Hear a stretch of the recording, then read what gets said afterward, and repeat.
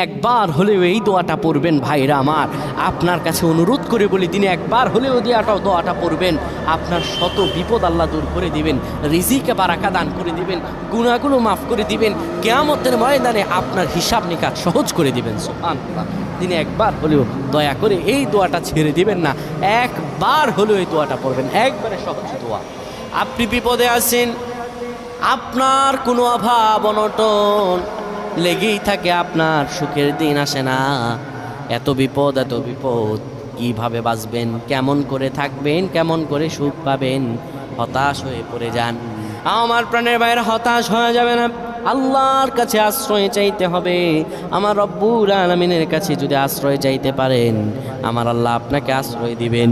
এই দিনে একবার হলে দোয়াটা পড়বেন, দোয়াটা একবারে সহজ শিখিয়ে দিচ্ছি।